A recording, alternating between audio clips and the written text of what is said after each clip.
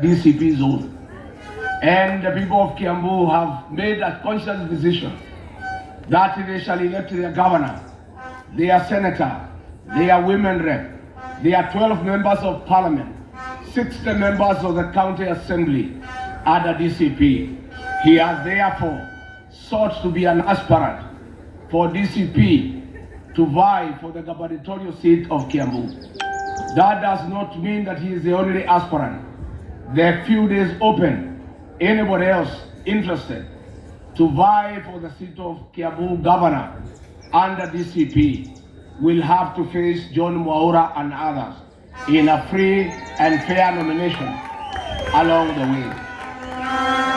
Allow me now to present to you our DCP aspirant for the Kiambu gubernatorial seat 2027. Mwaura.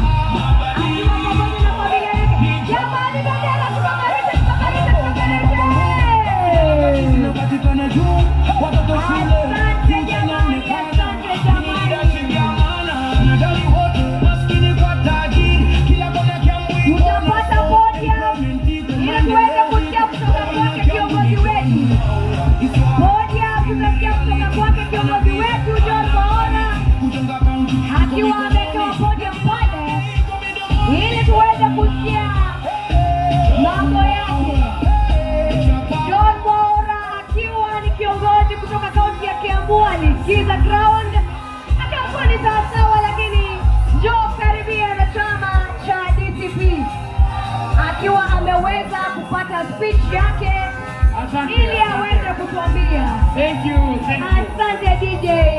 Tuweze kupata nafasi zetu kuketi. Asante. Asante.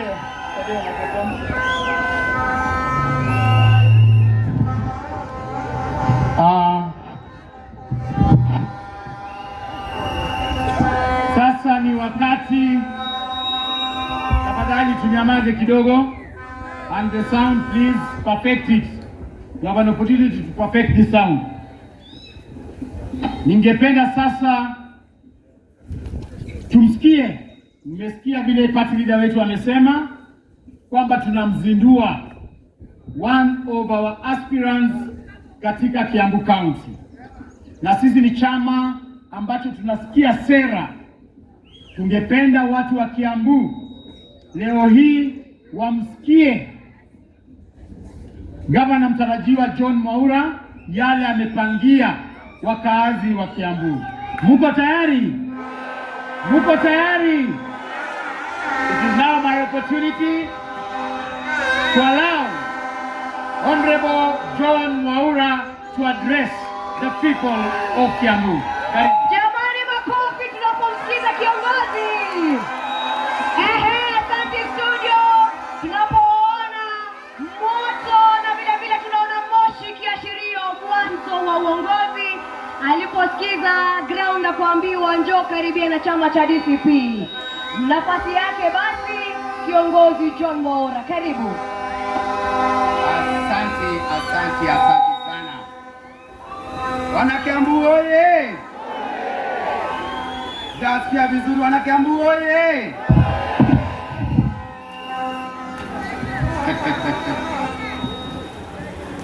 Hapo inaonekana ni moto kabisa. Unasema ni mwechechi. Nataka kujua kama hawa ni wana DCP ama ni wengine. DCP! Nataka kujua kama tuko wapi ama wapi. Hii ni ground ama ni ground gani? DCP! Haya hiyo hata hii microphone iwekwe vizuri tuone.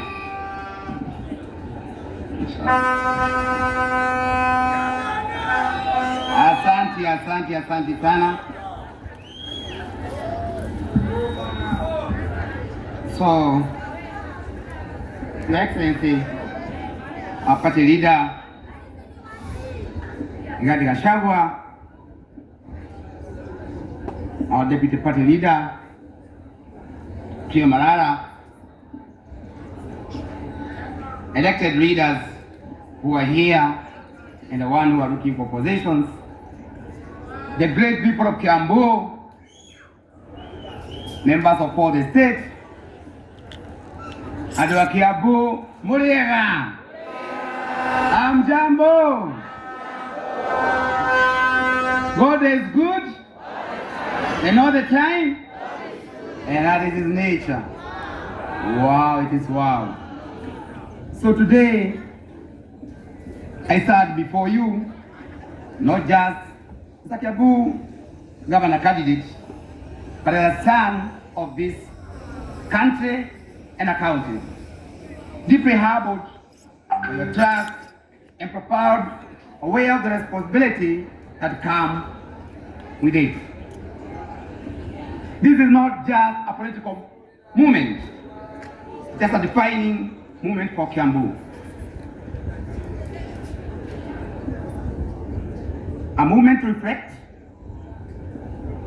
a moment to decide, and above all, a moment to act. Let me begin this by saying clearly that Kiambu is not living up to its full potential because of leadership gap. We have a challenge, we have a problem, and a big one. And that is why I am here. First and foremost, allow me to express my deepest gratitude to my family, my wife Rose, my children, that is Peter and Joking. Yeah, thank you. Thank you for your unconditional support, love and sacrifice. You have carried this journey with me, and I don't take it for granted. To my team, our volunteers, our supporters, this movement belongs to you and to all of you. Because leadership is not about one individual, it's about people coming together for a common purpose. Now, my people, let us take a moment to reflect on who Kiambu County is. We are a county with over 2.8 million people. One of the most vibrant and dynamic county in our black country, Kenya. Our economy as a county is valued at approximately 800 billion. And I want to say it again, 800 billion. Contributing nearly 5% of the Kenyan GDP. We are driven by agriculture, manufacturing, service, real estate, amongst others. We are in every sense a powerhouse. Kiambu is a powerhouse. And yet, despite all this, with these too many of our people are struggling. Our people are struggling. Which brings me to a fundamental question.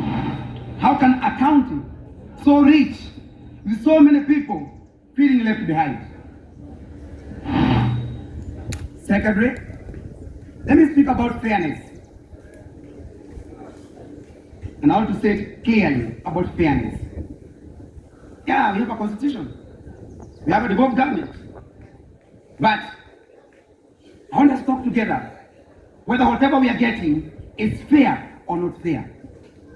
From where I sit, Kiambu, we are not getting our fair share.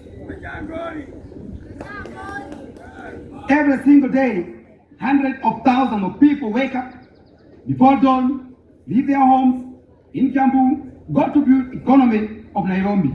Hakuna power, sawa. And that is why we are looking for power.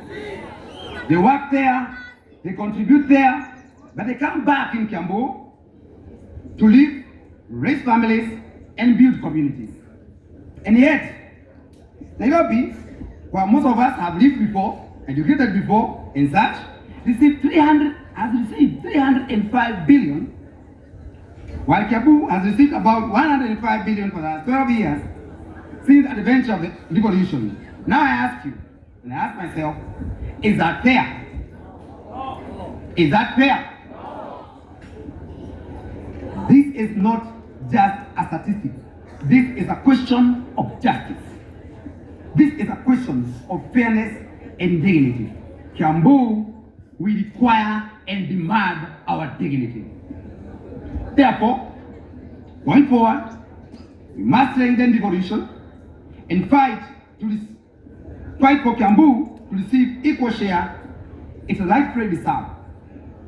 Because devolution was meant to empower counties, not just to sideline them. Thirdly, let me talk about real life behind these numbers. When we speak of economy, we are speaking of mothers who wake up every morning to ensure how she provides for her children. We are speaking of that young graduate who got a certificate but cannot find a job. We are speaking of a farmer who tilled the land from dawn to dusk but earned barely enough to survive. And so the question becomes, what kind of county are we building?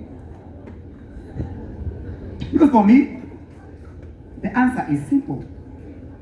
We must build a county where every person feels seen. A county where every person feels valued. And a county where every person feels loved and included. Your Excellency and the people of Kenya, people of Kiambu, let's be practical. It is good we have a devolution, and were it not for devolution, some places could not have grown. I want to address or talk about the issue of healthcare. Our healthcare system must be world class. Hospitals must be places of healing, not frustration. Hospitals are not the places that we're talking about dead. It's the places to give us hope. A mother waking up in hospital should not worry about whether there is a medicine, there is a doctor, or whether she will be treated with dignity. I feel the pain of high infant mortality.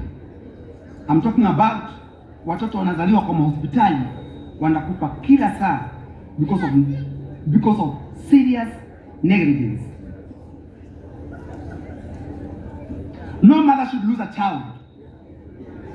When I stand before you, I feel your pain, our mothers. And the fathers, I feel your pain too. I'm a father like you are. I'd like to mention something small as I talk about the issue of healthcare. Recently we had doctors in Kiambu going for strike. Madaktari kugoma. They complained. It had to call for Council of Governors to come.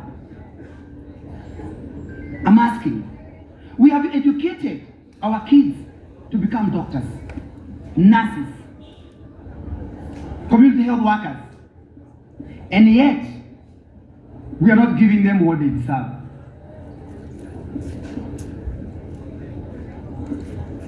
Our medical practitioners, we feel you. We are bringing a solution for you.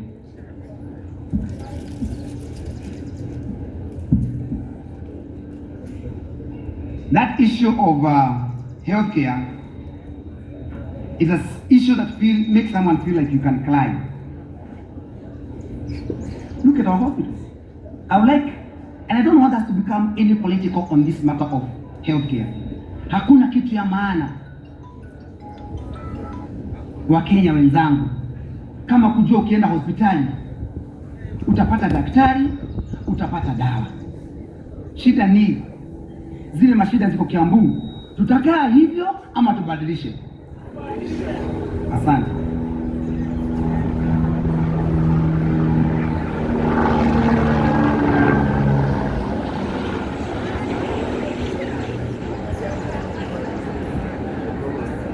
Our point here, you know very well, when the government came in, the current administration, there were some leasing machines that were given to hospitals.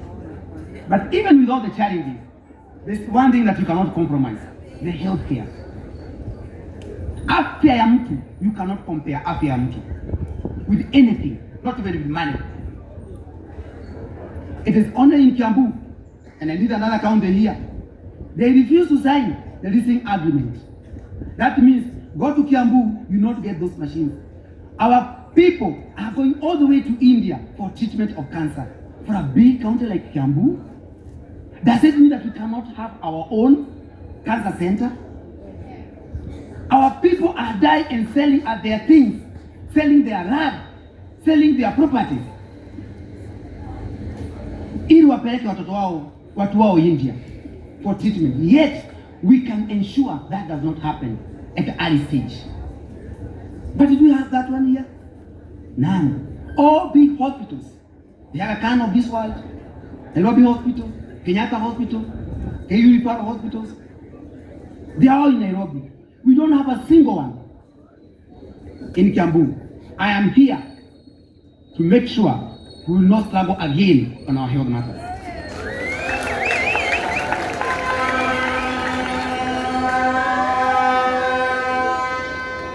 In addition, we must embrace digital transformation. In today's world, there's no reason why business licenses should take months to process. There's no reason why approvals should take or should be delayed. Therefore, under my leadership, we will digitize county services. We will make them real-time. All those things that you're looking for, you make them at your house. Let me ask you a question, fellow Kenyans, the people of Kiambu. Today, if you want a driving license, you can do it from your phone or you can go to a cyber. Previously, we used to go to KRA.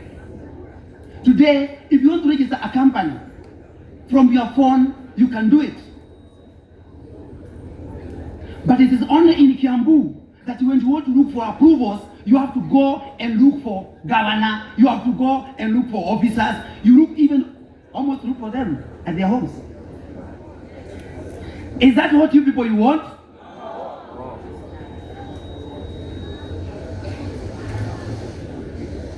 We must make it real time.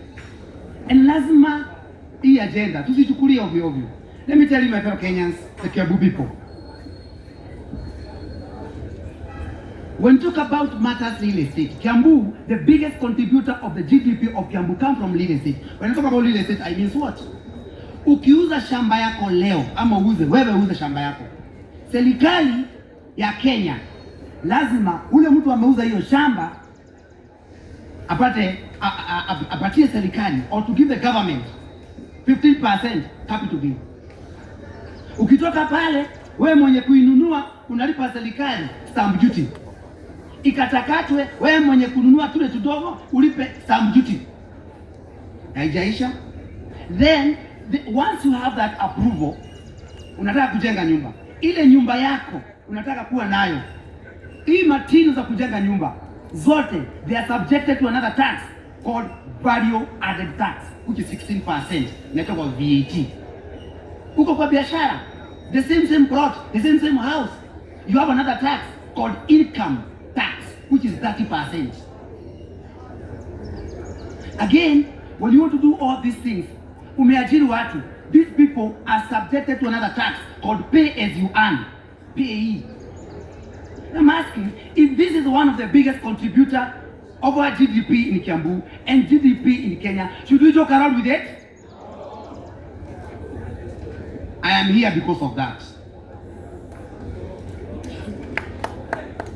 Because what you are getting, it is not a luxury, it's a necessity, and it is your constitutional right. We must therefore create an environment where investors are supported, not frustrated. Let me say this clearly. Jobs do not come from the government offices. They come when people do business and they are out to grow. And so, our role as a county government is simple. We remove the barriers, we create opportunities, and support enterprises. I know most of the people who are here, the Gen Z of this world, I sympathize because I have a Gen Z in the house. These young kids that you see here. It was very painful after getting education, after going and getting your certificate, a diploma, and a degree, you don't have a hope that you can get a job. Hakuna mboka. Sasa niko na fomu.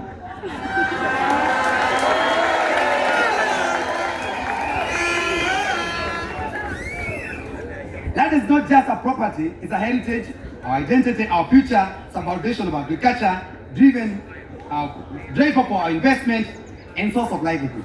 Therefore, we must safeguard our land, manage it responsibly, and use it to create jobs, produce food, build wealth for our people. We say no to land grabbing. In Kiambu, we have a challenge on matters concerning land. Everybody who is here, whether you have a house or not, a land or not, somebody somewhere, even you utapata yako. Get hope. The Bible says in the book of Jeremiah 29, verse 11, for I know the plans I have for you, declare the Lord. Not the plans to make you to suffer. You're not going to suffer again, especially under my administration.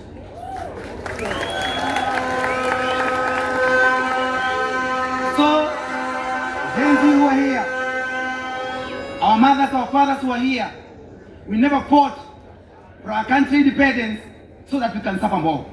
Allow me to say this. We are having very high urbanization rate, but what we need in Kiambu, we need factories. We need factories. I don't have a problem with the handouts that are given. I have a problem, the person that is given that thing. Amesoma, akasoma, degree, kila kitu ako nayo kwa mfuko, lakini huyu mtoto hana kazi. Wewe kama mzazi, unaonaje mtoto wako anatembea, amesoma? Sasa Gen Zs walifanya hiyo yote, wamesoma, wakademonstrate because there was no hope. Sasa Gen Alpha watasema nini?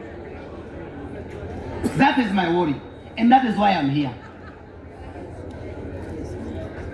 Our leadership and governance, we need political hygiene.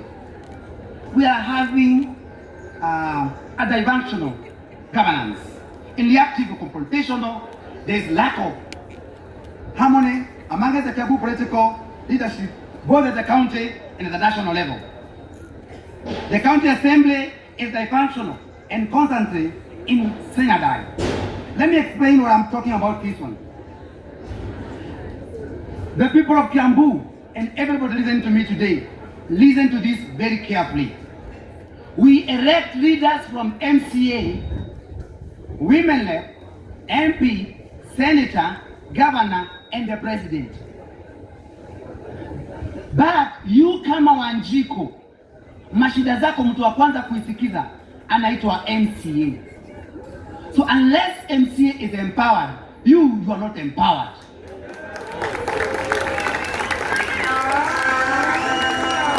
Now, Your Excellency, there is a problem, and especially in Kiambu. Listen to this. From November last year, December, January, until now, the county government of Kiambu have closed that assembly. They are calling it Synodi. What is this? Sindai. Look at your phone. Wangalia, what is Sindai? Sindai, S-I-N-E. Then you put the word die. Huko ni shida tuku. Because MCA ni ule nafaa akutetee. Sasa wamfunga huyo governor na speaker wake na majority leader wake, wamefungia MCA. That is why MCA in Kiambu are struggling. So what do we need for them so that they don't become the object and to be punished? And that is not what I want to do under my administration. Your Excellency, sir, I will ask you with a lot of humility. We don't need to go to a referendum to create a ward development fund. Let's create a ward development fund for our MCA.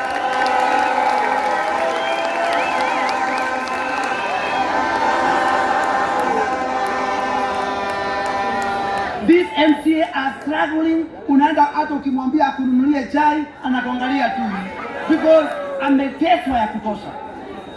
My people, my good people of Kiambu, fellow Kenyans, tafadhali hata ukiona MCA wako and especially in Kiambu, ujue hawa watu wameteswa. Na nyinyi ambao mnataka kuangalia viti in Kiambu, mimi mwenyewe I will ensure doctrine of separation of powers is properly managed in Kiambu. I won't interfere with your services.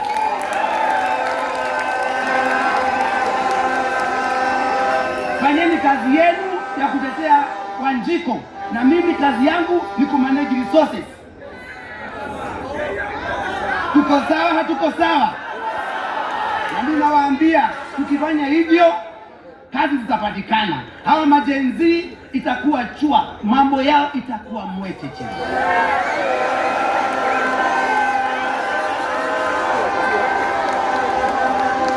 Bana Kiambu hoye!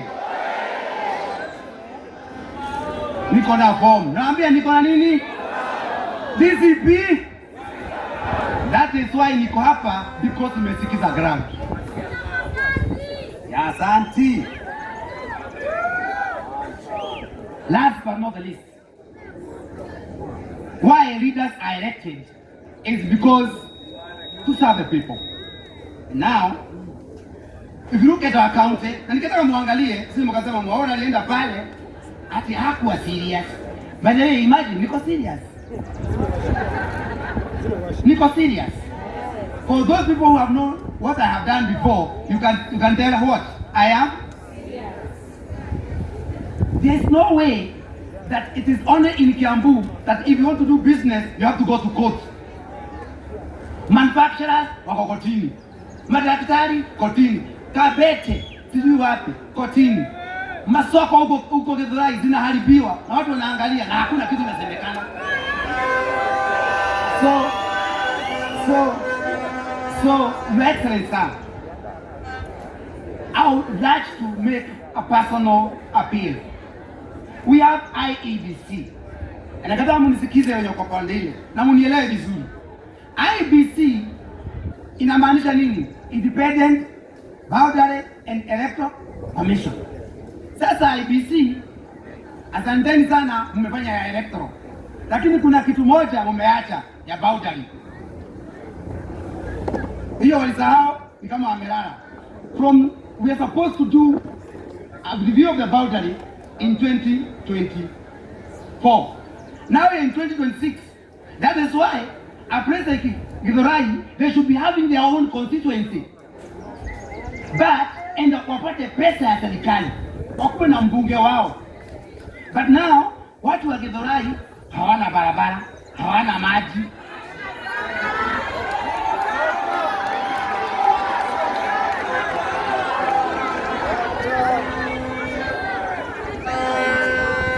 Mngetaka tuweke barabara, tuweke hospitali, vijana wapate kazi. DCP power! DCP power! Asante, sasa ya mwisho ndio hii. As for me, thank you very much. Asante. As for me, I've made up my mind. This campaign is not about personality. It's not about possession. It's about people. And DCP, it will be a government of the people. And we have our own party leader, who is Rigathi Gachagua. Anafanyia kazi mzuri. Mko tayari tusukume mbele? Haya, ya mwisho. sikuwa nafaa niongee hii yote, Your Excellency.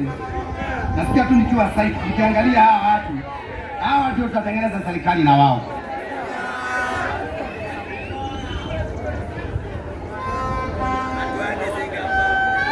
Haya, asante. Kuna kitu moja nataka kuwaomba, especially the young people. Ningewaomba, najua mmeteseka sana sababu ya kukosa kazi, lakini that one does not mean tujiingize kwa madawa za kulevya, kwa pombe haramu. Ningeomba watu wa Kiambu, majenzi, tafadhali wacheni na pombe haramu. Na machifu wetu kwenye mko pale, tunakuja kukaa na nyinyi pamoja, tuangalie ni aje hii maneno. Hakuna mtu atauza pombe haramu Kiambu kama tuko hapo. Watu wa matatu, tunajua fare zimekuwa high. Hiyo maneno tutaondoa. Watu wakawa sukari, watu wa Kabete, watu wa Kirigiti, all the way mpaka Jabini. Tunajua mashida zenu, mmebomolewa na bado biashara zenu zinaongezwa kila siku. Wewe uko na ka salon kidogo, salon, a simple salon, na ni 8,000, unaitizwa license ya 10,000. Utoe wapi? Uluteko. Wewe duka yako ni ya nyanya, na wewe license ya 10,000. Huyu ni mtu wa kukupanish ama ndio wa kukusaidia? So hata Wamatangi, hata yeye ni one time.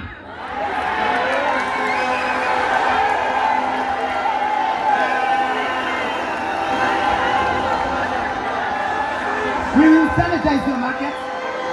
Asante. We sanitize your market.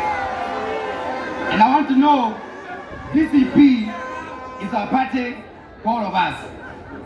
Sasa, kama nakaa chini, wacha niseme ya mwisho.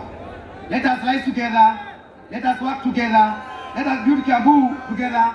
Nitatosha ama sitoshi? Tunaweza ama hatuwezi? Asanteni sana.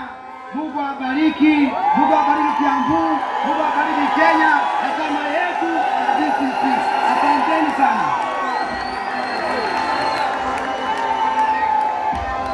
Wapi makofi ya gavana mtarajiwa Mheshimiwa John Mwaura. Asante. Na hivyo ndio kujenga chama. Chama ya DCP inajengwa na sera. Chama cha DCP inajengwa na kuuza agenda.